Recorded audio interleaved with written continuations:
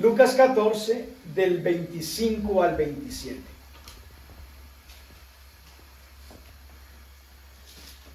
Si quieren la pueden voltear para que quede del tamaño de la pantalla.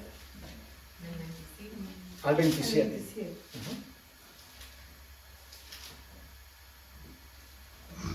¿Lo tenemos? Amén. Mi Biblia tiene un título y dice, lo que cuesta seguir a Cristo, ¿verdad? Dice el verso 25, grandes multitudes iban con él y volviéndose les dijo. Quiero que por un momento usted le dé rienda suelta a su imaginación y se imagine a Jesús que lo sigue una gran multitud.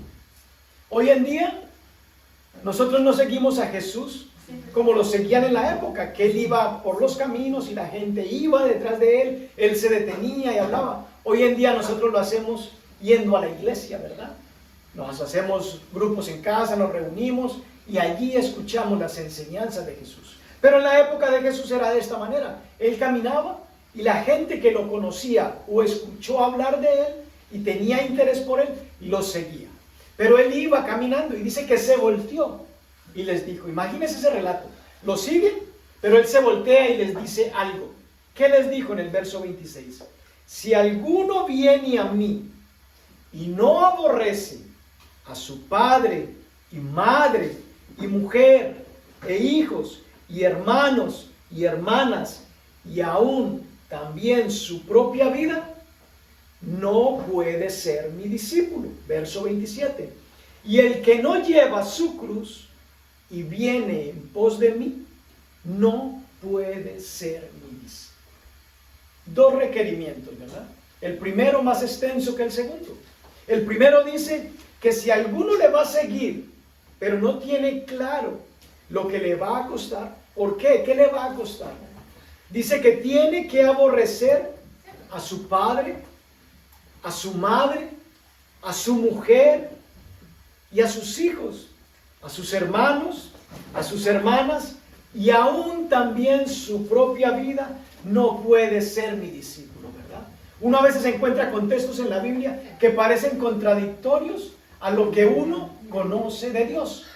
Dice aborrecer. ¿Qué significa la palabra aborrecer? Cualquiera diría, de acuerdo a la manera en cómo nos fue enseñada, que aborrecer es un sinónimo de odio, ¿verdad? Pero aquí la Biblia no está hablando de que tengamos que odiar a nuestro padre, no está hablando de que tengamos que odiar a nuestra madre, no está hablando que tengamos que odiar a nuestra esposa, no está hablando que tengamos que odiar a nuestros hermanos. La palabra aborrecer significa amar menos, ¿verdad? Eso significa aborrecer, amar menos. Y Jesús se voltea a la multitud y les dice, si alguno viene en pos de mí, pero no tiene claro esto, no puede ser mi discípulo. Y el verso 27 dice, y el que no lleva su cruz y viene en pos de mí, no puede ser mi discípulo. Cuando habla de cruz, no habla de que carguemos la cruz como un dije en una cadena. No está hablando de eso. Hoy en día, muchas personas utilizan cruces, cargan cruces, las cargan en su cuello, las cargan en el carro, las cargan en la casa. Pero eso no significa que las personas tengan un compromiso con Jesús. En muchos casos significa una tradición, significa un símbolo de cierta simpatía con algo, ¿verdad? Pero aquí está diciendo que si alguno no lleva su cruz y viene en pos de mí, no puede ser mi discípulo. ¿Ustedes creen que hay alguna diferencia entre discípulo y cristiano? Y cristiano.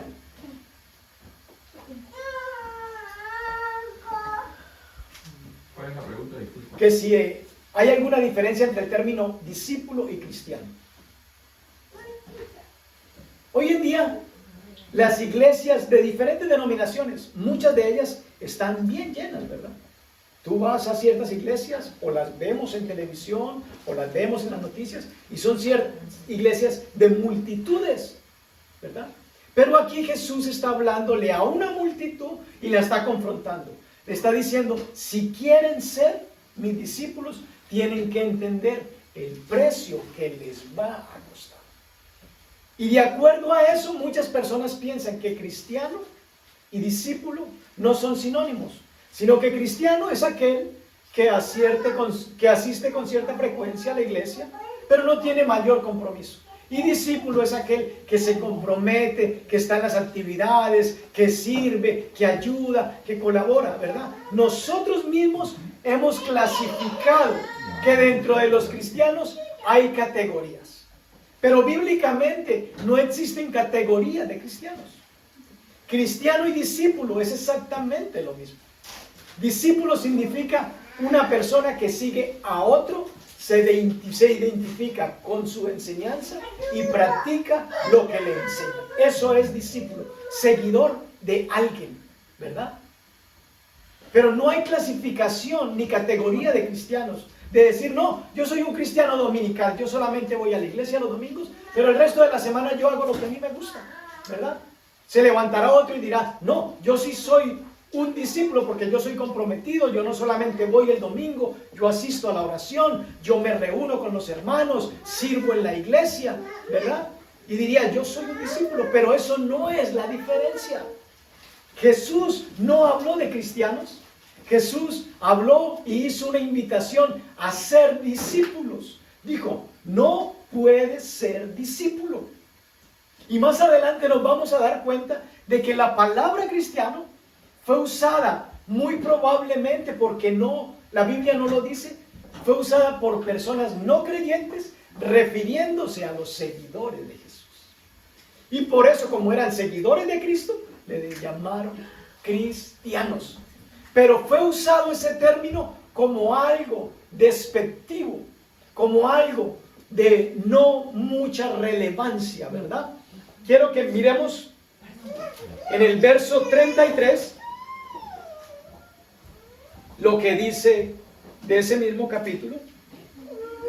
Así pues, cualquiera de vosotros que no renuncia a todo lo que posee, no puede ser mi discípulo. Pregunta, Julio, según ese texto, entonces yo tengo que vender todo para poder ser discípulo de Jesús. ¿Me tengo que quedar en la calle? Porque tiene que renunciar a todo lo que posee, ¿verdad? Y esas fueron las demandas de Jesús. Primero le dice, el que no aborrece a padre, a madre, a esposa, a hijos, a hermanos, a hermanas, no puede ser mi discípulo. Si no toma su cruz, no puede ser mi discípulo. Y ahora me dice aquí en el verso 33, si no renuncia a todo lo que posee, no puede ser mi discípulo. Pareciera que fueran estándares demasiado altos y que por eso muchas personas no asumen el compromiso de ser discípulos de Jesús, ¿verdad? Pero Jesús estableció esas demandas. Acompáñenme a Mateo, a capítulo 16, verso 24.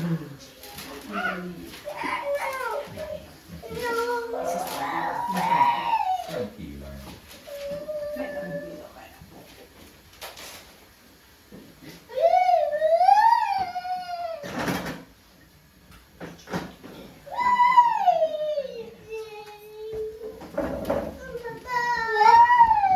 ¿Lo tenemos? Okay. 16, verso 24. No. Mateo 16, verso 24. Ajá. 16, verso 24.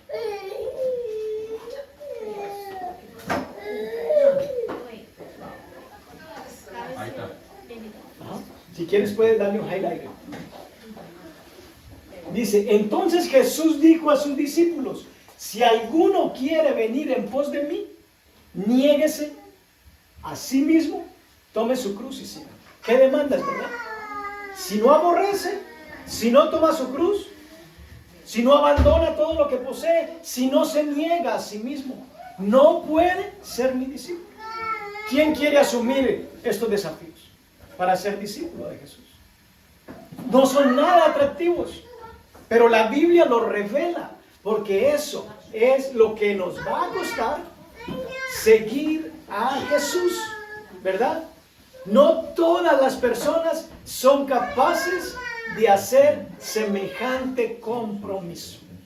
Y la Biblia muestra de que muchos, después de ser discípulos, dijeron, yo más bien abandono esto porque no soy capaz. Vayan conmigo al Evangelio de Juan, al capítulo 6.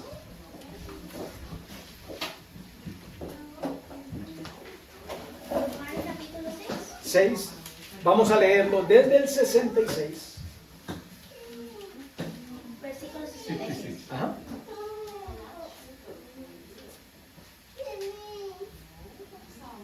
Si lo puedes ampliar para que se vea más grande.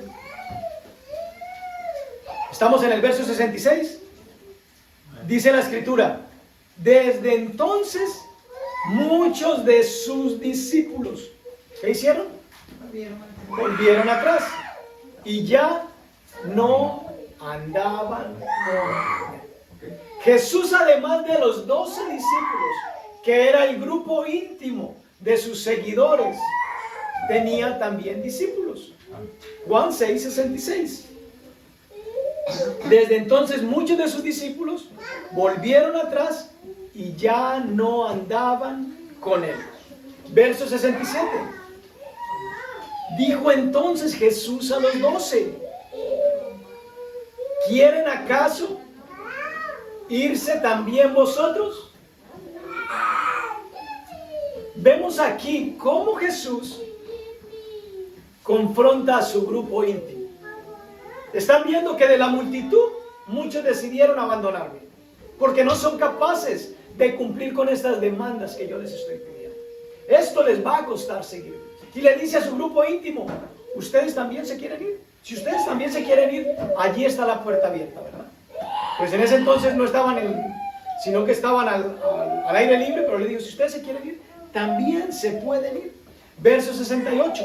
Le respondió Simón Pedro, Señor, ¿a quién iremos? Tú tienes palabras de vida eterna. Un discípulo es aquel que entiende el costo, pero también sabe el beneficio que va a obtener por ser un seguidor de Jesús. Pedro dijo, la demanda es alta, pero ¿a quién? ¿A quién más podremos ir? Solo tú tienes palabras de vida eterna. Verso 69. Y nosotros hemos creído. ¿Qué creyeron? Y conocemos que tú eres el Cristo, el Hijo del Dios viviente.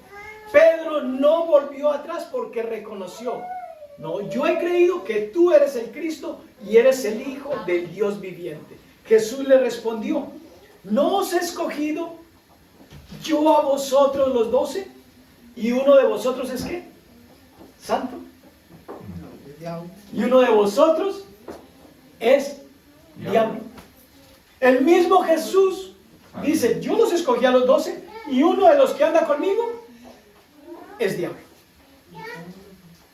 Hoy en día pasa exactamente lo mismo. Los estándares que la Biblia nos enseña son para la aplicación personal. El convencimiento y el crecimiento de un individuo lo produce alguien que se llama Espíritu Santo. Por eso el estándar nuestro no puede ser otro hombre, no puede ser el pastor, no puede ser el sacerdote, no puede ser el ministro. El estándar nuestro tiene que ser Cristo. Porque Cristo fue aquel que murió en la cruz por nosotros y es aquel que nos da la habilidad y la capacidad de poderlo seguir cumpliendo con estos estándares que aparentemente parecen altos. El que no aborrece, el que no toma su cruz, el que no renuncia a todo lo que posee, el que no se niega a sí mismo, no puede ser mi discípulo. La iglesia primitiva no usaba la palabra cristianos. La iglesia primitiva utilizaba el término discípulos, santos y hermanos. La iglesia primitiva, ellos no se decían yo soy cristiano. Hoy en día nosotros, por ser seguidores de Jesús, nos llamamos cristianos. Pero la Biblia nos relata de que para que nosotros entendamos con claridad ese concepto, es bueno leer la Escritura, porque eso implica deberes y responsabilidades que tenemos que cumplir con nuestra relación con Él. Vayan conmigo un momento a Primera de Pedro 4:16.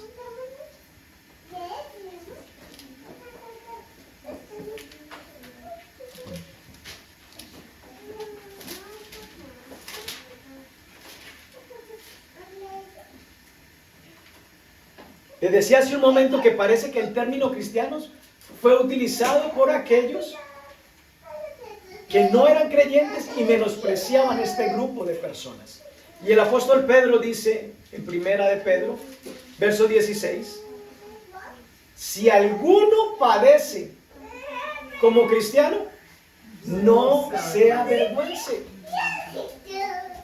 El hecho que tú y yo nos llamemos cristianos muchas veces va a implicar menosprecio, va a implicar burla, va a implicar rechazo, va a implicar que dentro de un grupo social tú no encajes por tus convicciones, por tus creencias. Pero Pedro dijo, si alguno padece como cristiano, no se avergüence, sino glorifique a Dios por ello. De antemano a mí me encanta la honestidad de Jesús. Jesús no le ofrece a sus discípulos fama y escenario, ¿verdad? Probablemente obtengan eso también en consecuencia a la bendición de Dios, pero no les está ofreciendo de entrada, sean mis discípulos para que se conviertan en estrellas. Les está diciendo, sean mis discípulos para que otros puedan ver en ustedes la obra redentora que yo he hecho en ustedes. Y esto es algo voluntario. Él le dijo a sus seguidores, si ustedes también se quieren ir, váyanse, ¿verdad? Jesús no estaba preocupado por la cantidad de seguidores, porque comenzamos leyendo, lo seguían multitudes, pero se volteó y le dijo, ¿por qué me sigue? Si alguno quiere ser mi discípulo, entienda bien lo que esto le va a costar. Vamos entonces al Evangelio de Mateo, para que miremos cómo lo presenta Mateo. Mateo capítulo 10, verso 34.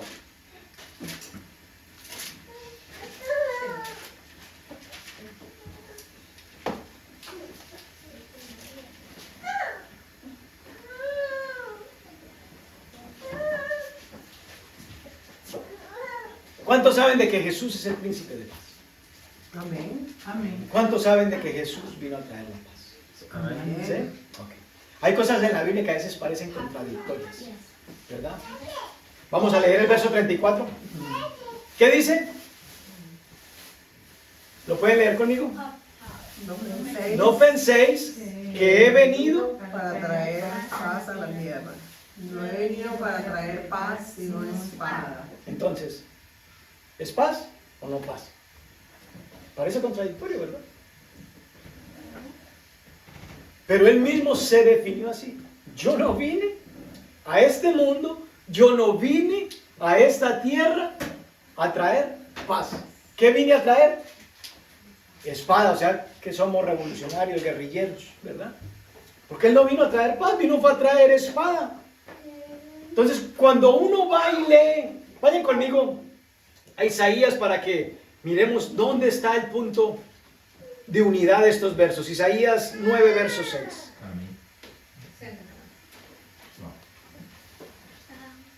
Isaías 9, verso 6.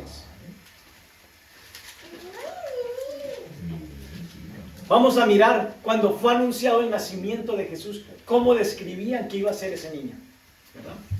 Dice Isaías 9, verso 6, porque un niño nos es nacido, un niño nos es dado, y el principado sobre su hombro. Y se llamará su nombre, Admirable Consejero, Dios Fuerte, Padre Eterno, Príncipe de Paz. ¿Cómo va a ser reconocido ese niño? Príncipe de Paz. Pero él mismo se define y dice, yo no vine a traer paz a la tierra. Pero la profecía dice, él va a ser el príncipe de paz. Vayan conmigo a Juan 14, 27.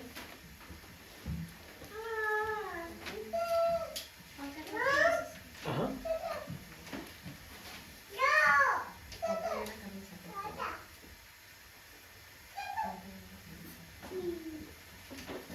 Juan 14, 27 dice, 27.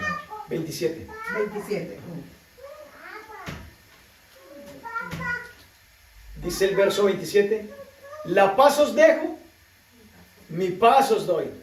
Yo no os la doy como el mundo la da. No se turbe vuestro corazón, ni tengan miedo. Será conocido como el príncipe de paz. Dice ahorita Juan de que Él vino a darnos una paz que el mundo no nos da. Pero cuando Jesús mismo se tiene que definir, dice, yo no vine a traer paz a la tierra. Yo vine a traer espada. Miremos lo que dice Mateo 5, verso 9. Por eso es importante leer la palabra, porque parecieran de que hay textos que se contradicen. Y si uno se queda con un solo texto, queda uno, no, entonces eso es cuento, ¿verdad? ¿Es verdad o es mentiras? ¿Qué es lo que pasa? Mateo 5, verso 9.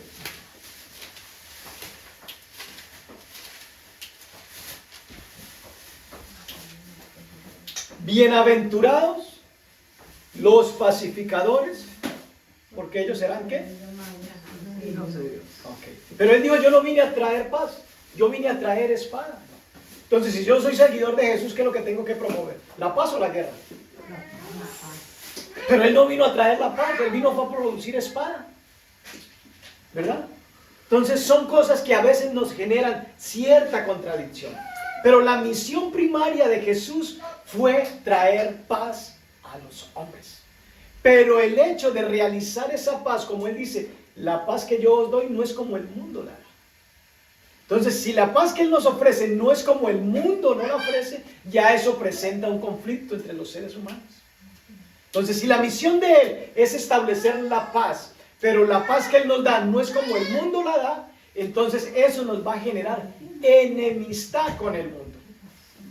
Porque la realización de esa misión trae conflicto. El poder presentar, el poder ofrecer la paz como Jesús la da ante los hombres que están acostumbrados a un sistema, eso produce conflicto. Por eso él dice, yo no vine a traer la paz. Por causa de mí se van a producir guerras, se van a producir disensiones, diferencias, discusiones. Miremos lo que dice Lucas capítulo 2, verso 14. Si bien es cierto que la misión es traer la paz a los hombres, la realización de la misión trae conflicto. Lucas 2:14. En época de Navidad se habla mucho de este versículo. Dice, gloria a Dios en las alturas y en la tierra paz para con los hombres. Gloria a Dios en las alturas. ¿Y qué es lo que los hombres deben de recibir? Paz. Buena voluntad para con los hombres. Juan 3:19.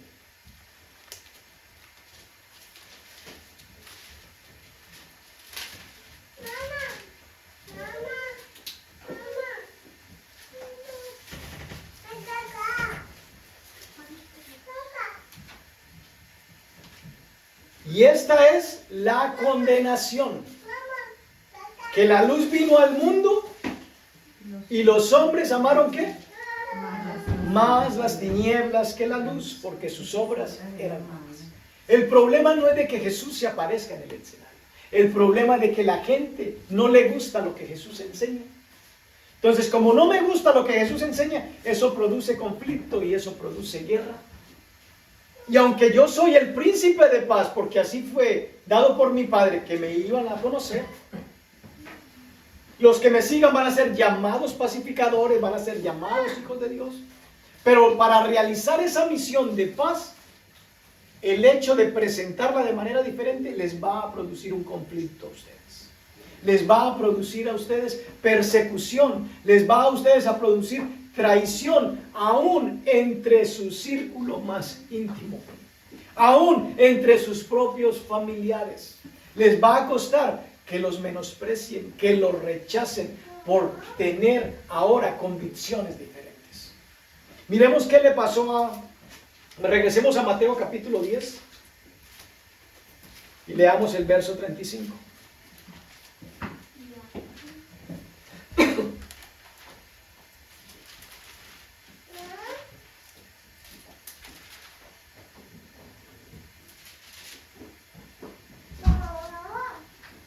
Llegamos al verso 35. Dice, porque he venido, ¿para qué vino Jesús? No para traer paz, sino espada. El verso 35 dice, yo he venido para poner en disensión, en diferencia, en conflicto al hombre contra su padre, a la hija contra su madre y a la nuera contra la suegra. ¿No es nuevo? Ya la Biblia estaba anunciando que la nuera iba a pelear con la suegra. O sea que esa pelea es vieja. Eso es viejísimo. Por causa de Jesús. ¿Verdad? ¿Por qué?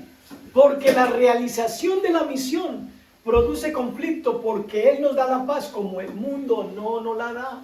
Y si yo no entiendo que para ser un discípulo de Él, a mí me va a costar este tipo de situaciones en mi entorno social o en mi entorno familiar, yo voy a caer en confusión. ¿Cómo es que yo ahora, creyendo en Dios, aceptando a Jesús como mi Señor y Salvador, cómo es que ahora que mi papá y mi mamá no están de acuerdo conmigo? ¿Cómo es que ahora mi esposa me rechaza? ¿Cómo es que mis hermanos se burlan de mí? ¿Verdad? Pero Él lo estaba anticipando. Esto les va a pasar por causa de mí. Los van a menospreciar. Se van a burlar de ustedes. Miren lo que dice el verso 36. ¿Y los enemigos del hombre serán quiénes? ¿El vecino? Los de su casa. Los de su casa. ¿Suena duro? Pero estamos diciendo de que la Biblia es verdad. ¿Cómo así que los enemigos serán los de la misma casa? El que no aborrece a padre, a madre, a mujer, a hermanos, a hijos, no puede ¿qué? Ser mi discípulo. El que no ama menos. ¿Por qué? Porque Jesús lo que nos quiere enseñar es la manera correcta en la que nosotros tenemos que manifestar el amor. Yo no puedo amar a mi esposa correctamente si yo no le he dado el lugar de preeminencia que Dios merece en mi vida. Recordemos de que Dios es creador y nosotros somos criaturas. El que tiene el manual del fabricante es aquel que lo fabrica. Y si Él fue el diseñador del género humano, Él es el que tiene la instrucción correcta para que tú y yo funcionemos de manera adecuada. Miren lo que dice el verso 37. Otra vez dice, el que ama a padre o madre más que a mí. Aquí ya no lo presenta como lo presenta Lucas. Lucas dijo, el que no aborrece. Aquí Mateo está diciendo, el que ama a padre o a madre más que a mí, no es digno de mí. El que ama a hijo o hija más que a mí, no es digno de mí. Ya vemos el significado de la palabra aborrecer. La palabra aborrecer no es odiarlos, es darles el lugar que se merecen. No colocarlos, porque somos personas que tendemos a idolatrar a las personas. A veces como padres idolatramos a nuestros hijos. Hablo en el caso como en la situación de mi esposa y mía, que esperamos muchos años por un hijo. Cuando tenemos un hijo, tendemos a súper protegerlo, porque no queremos de que nada le pase. No queremos perderlo, ¿verdad? Y a veces cuando no manejamos un equilibrio, tendemos a darle a nuestros hijos un lugar en nuestro corazón, que es el lugar que merecería Dios. Dios es el que nos escogió los hijos. Dios nos regaló los hijos. Dios es el creador de los hijos. Por eso me gustó como testificó Clever. Él dijo, tú la amas más que yo. ¿Verdad? Nosotros amamos a nuestros hijos, pero Dios los ama más. ¿Por qué? Porque Él es el creador del género humano. Entonces no podemos pretender de que nuestra pareja, nuestro padre, nuestra madre, nuestro hijo o nuestros hermanos ocupen el lugar que le corresponde a Dios en nuestros corazones. Julio, ¿cuál es el lugar que le corresponde a Dios? Muchos dicen, Dios para mí es el primer lugar. Pero cuando tú le das el primer lugar a Dios, no le estás dando el todo a Dios. Simplemente le estás dando un lugar de ubicación. Yo les he dicho anteriormente que yo tengo una gaveta donde guardo mi ropa, ¿verdad? En la primera gaveta guardo mi ropa interior. En la segunda guardo mis camisetas. En la tercera guardo mis pantalones. Pero no quiere decir de que la primera sea la gaveta más importante. La primera simplemente es una posición. Y mucha gente dice, yo a Dios le doy el primer lugar. Pero Dios no merece el primer lugar. Dios merece el todo nuestro.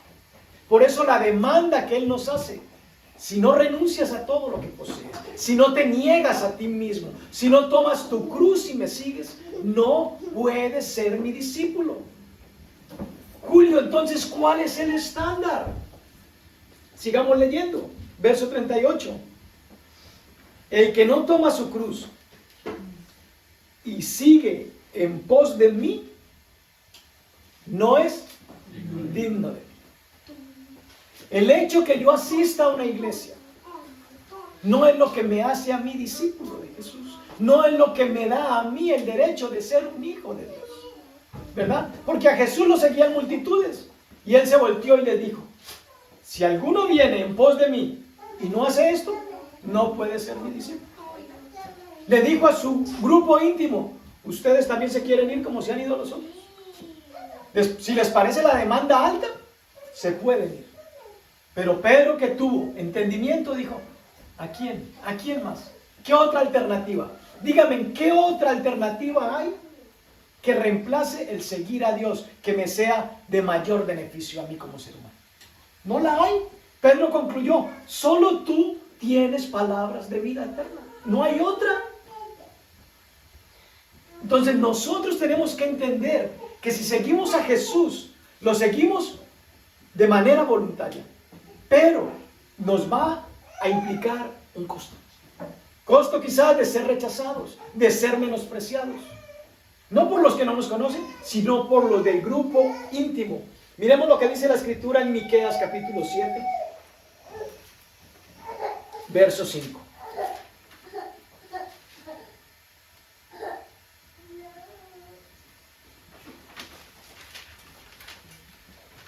Miqueas 7 del 5 al 6. Dice la Escritura, no creáis en amigo, ni confiéis en príncipe, de la que duerme a tu lado. Cuídate, no abras tu boca. ¡Wow! Eso, Maxi, hay que cuidarse. La Escritura dice que aún de la que duerme al lado hay que cuidarse. Ay, no, esa Biblia no me gusta. Ese Jesús no me gusta. Ese Dios no me gusta. Ese Dios es un desconfiado. ¿La palabra de Dios es verdad o es mentira? Es verdad. Entonces tenemos que asumir lo que nos llama la atención y lo que no nos llama tanto la atención. Dice el verso 6, porque el hijo deshonra al padre, la hija se levanta contra la madre, la nuera contra su suegra otra vez, y los enemigos del hombre son los de su casa. Son duras palabras. Esto no quiere decir que sea la realidad de todo el mundo, pero muchas personas hoy en día están pagando un precio de dolor, de descrédito y de menosprecio por sus seres más allegados. Y Jesús nos está advirtiendo a nosotros, si esto les pasa, es parte del paquete. Todo aquel que quiera ser mi discípulo está expuesto a esto. Entonces nos conviene tener la visión general de lo que incluye y cuesta seguir a Jesús. Porque si no la tenemos y nos llega a pasar, ¿qué vamos a decir? ¿Dónde está ese Dios bueno que dice que es bueno? ¿Por qué ahora que soy creyente es que tengo más pleitos con mi mujer? ¿Por qué ahora que soy creyente es que tengo más pleitos con mi suegra? ¿Por qué ahora que soy creyente es que peleo más con mis hermanos? ¿Por qué? ¿Por qué? ¿Por qué? ¿Por qué? Porque Jesús nos está diciendo de manera anticipada las cosas que nos pueden suceder. Y muchas personas, al conocer esto, dicen, no, yo mejor no prefiero ser discípulo de Jesús. Y deciden retroceder y abandonan ese compromiso. Miremos cómo a lo largo de la historia hombres justos han sido menospreciados por su propia familia. Miremos al mismo Jesús que fue determinado que iba a ser conocido como el príncipe de paz. Vayan a Juan capítulo 13, verso 18.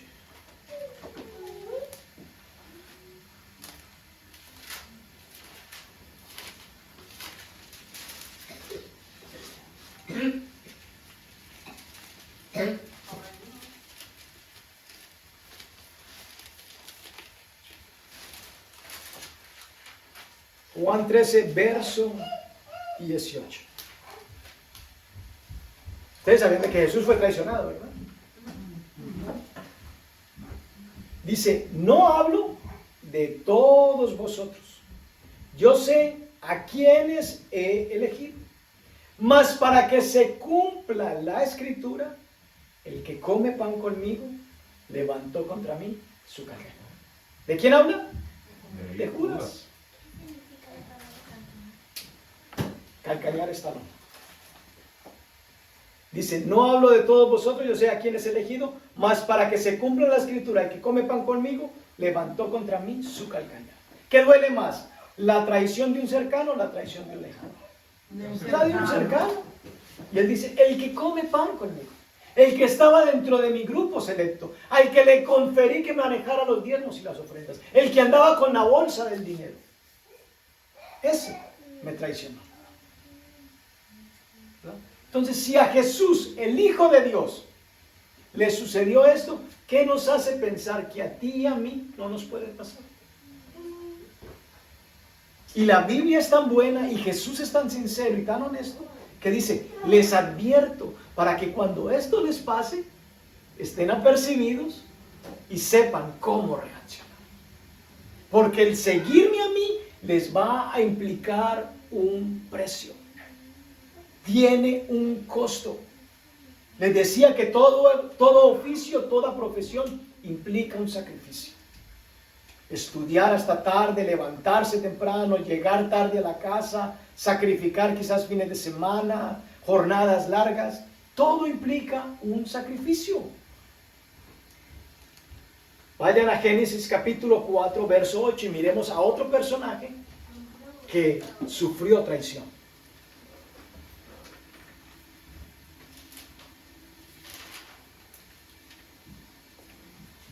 Aquí nos habla la historia de una familia escogida por Dios, ¿verdad? Uno diría, la familia escogida por Dios tiene que ser una familia funcional, una familia exitosa.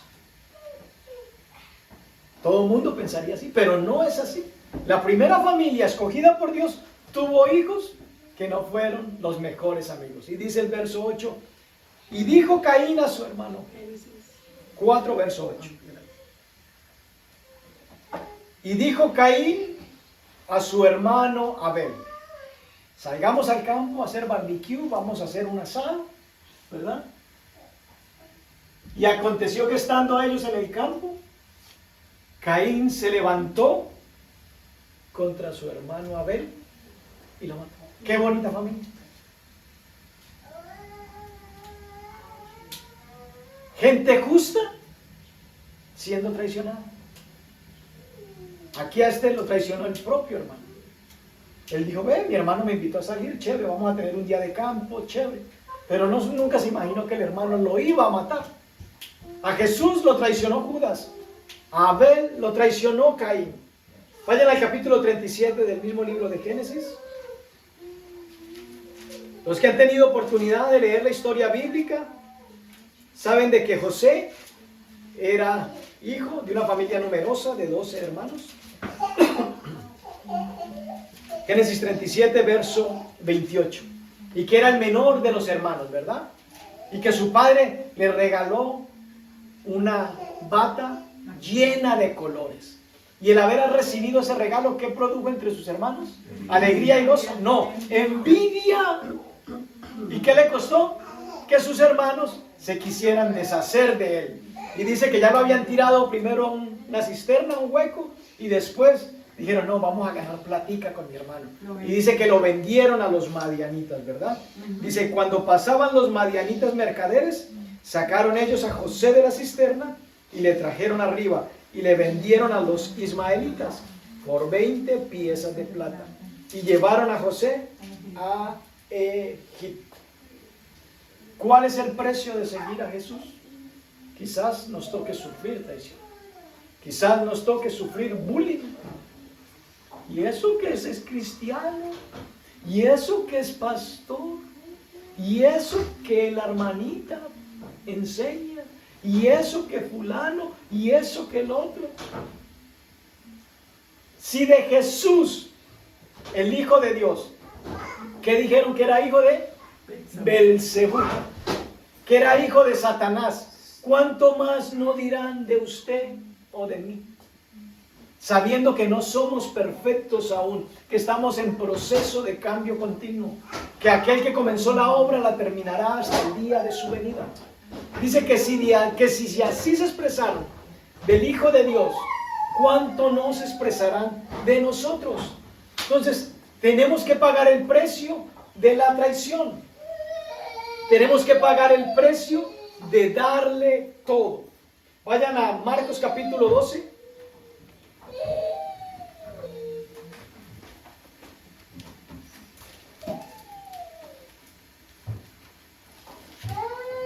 Versos del 29 al 31.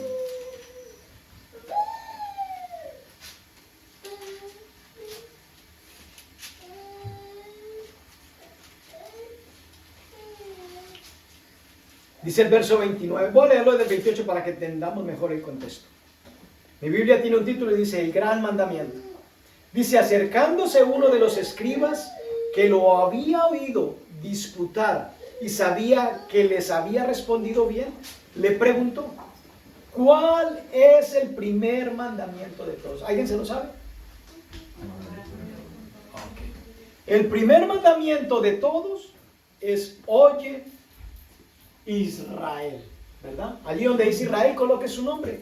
El primer mandamiento de todos es, oye Julio, amarás al Señor tu Dios con todo tu corazón, con toda tu alma, con toda tu mente, con todas tus fuerzas. Este es el principal mandamiento. Si no me sé los otros 9, si yo logro cumplir o esforzarme al menos para llevar a cabo ese mandamiento, habré cumplido con los 10. Porque este es el principal mandamiento, que coloque a Dios por encima de todas las cosas. Entonces, cuando yo logro entender este mandamiento, me es más fácil entender, oh, claro, con razón me dijiste que debo de amar menos a mi papá, a mi mamá, a mi esposa, a mis hijos, a mis hermanos. Debo de amar menos a mi profesión. Debo de renunciar a todo lo que poseo. Debo de renunciar a mis sueños y mis anhelos. Oh, o sea que Jesús me quiere fracasado. No, Jesús no te quiere fracasado. Jesús lo que te quiere es dependiente de Él. Pero Él nos está diciendo, el seguirme a mí te va a costar. Y es un precio alto. Pero el no seguir a Jesús nos va a costar mucho más. Si no seguimos a Jesús, como la palabra nos enseña, nos va a costar mucho más. Que nuestra alma se va a perder. Porque el principal mandamiento es este, que logremos amar a Dios por sobre todas las cosas. No que le demos el primer lugar, sino que Dios esté involucrado en todo lo que hacemos. Porque a veces Dios ocupa el primer lugar, pero únicamente el día domingo cuando vamos a la iglesia. El resto de la semana Dios ocupa la última gaveta. Oh, ¿verdad que hoy nos toca ir a la iglesia? Entonces desempolvamos la Biblia y es cuando volvemos a leer la palabra. De resto nunca más nos interesa la palabra. Entonces a Dios hay que darle el primer lugar, no el primer lugar únicamente, sino amarlo por sobre todas las cosas. ¿Y cuál es el segundo? Este es el principal mandamiento y el segundo es parecido, es semejante. Amarás a tu prójimo como a ti mismo.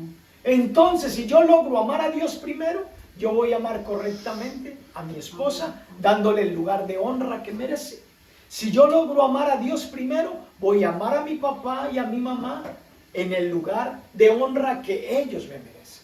Si yo logro amar a Dios por sobre todas las cosas, voy a darle a mis hermanos y a mis hijos el lugar y la posición de honra que merecen.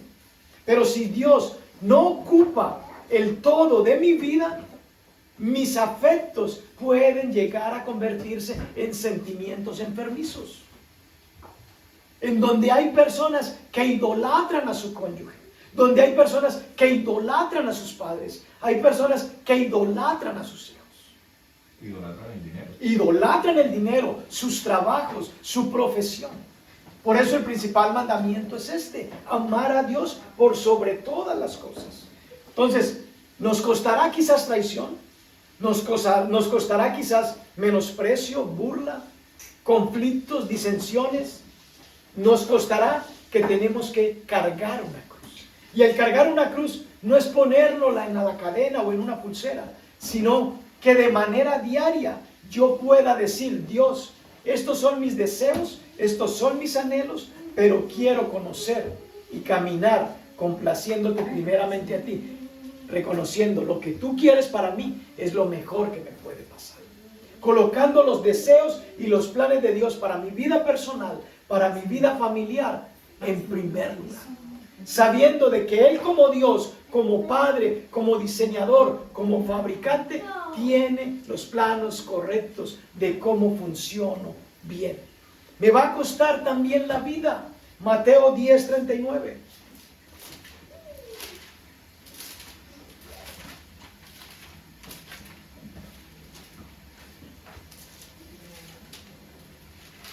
Capítulo 10. Capítulo 10, verso 39.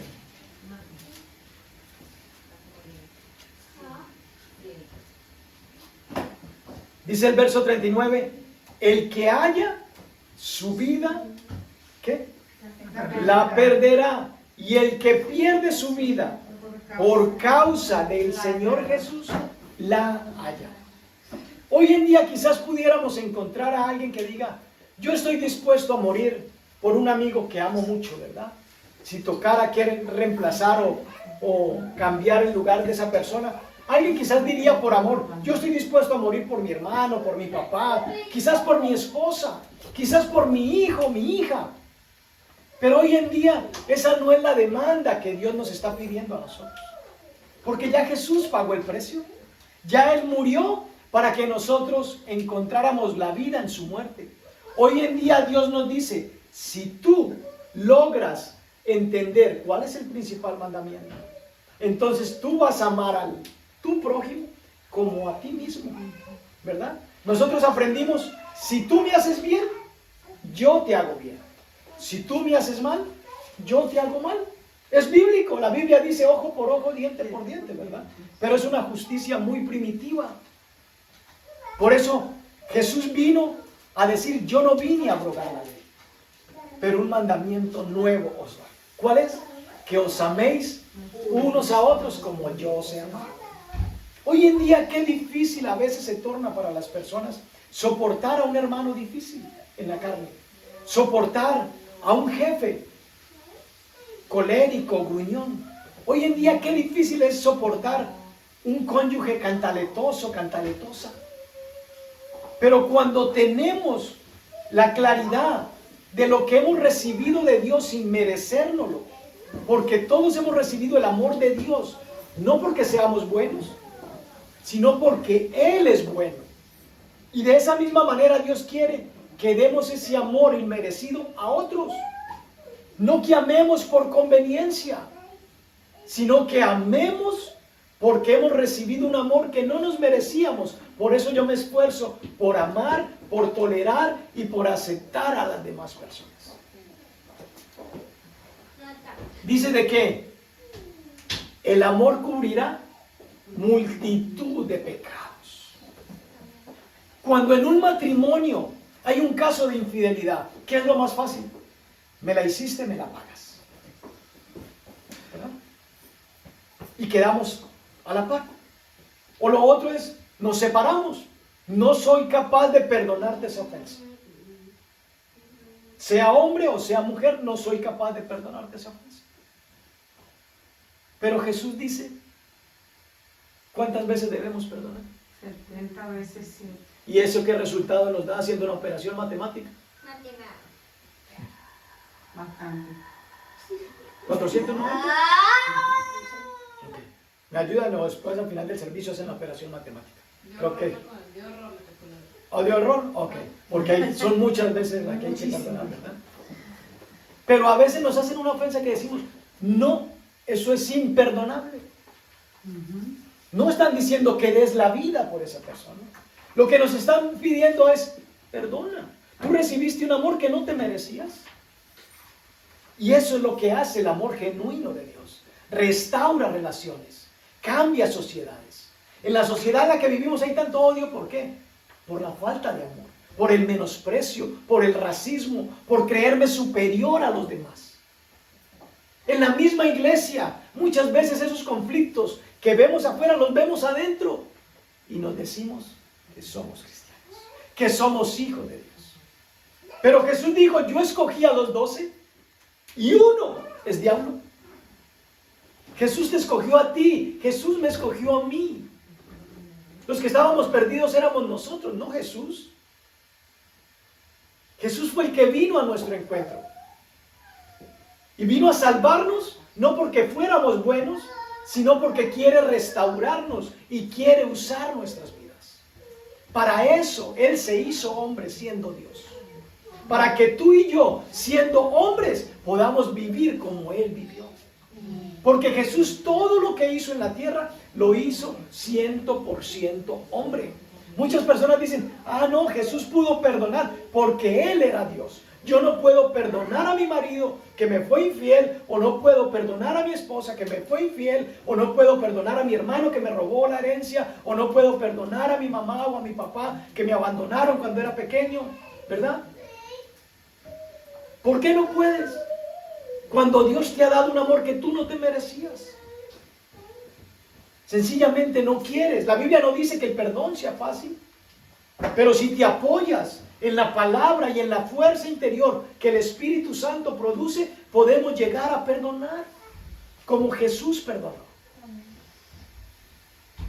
Porque de lo contrario, esto sería un libro con un estándar demasiado alto. ¿Quién podría cumplirlo? Nadie. Entonces, ¿para qué lo leemos? ¿Para qué lo escuchamos? Lo mejor sería cerrarlo y no perder el tiempo. Pero si hemos creído, como dijo Pedro, ¿a quién más iremos, Señor? Solo tú tienes palabras que cambian. Solo tú tienes palabras de vida eterna. Pero muchos decidieron, esos estándares son demasiado altos, dejamos de ser discípulos. Recordemos de que no hay categorías para los cristianos. Cristiano y discípulo es exactamente lo mismo.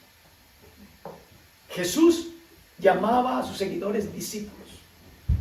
Los que no eran creyentes fueron los que determinaron, esos son seguidores de Jesús. Esos son, como siguen a Cristo, son cristianos. Pero era una palabra utilizada con menosprecio. Tú escoge cómo te quieres identificar, como cristiano o como discípulo. Vas a tener que pagar el mismo precio. Quiero entonces que concluyamos y que juntos en oración podamos entregar este tiempo a Dios, agradecerle por su mensaje, su palabra.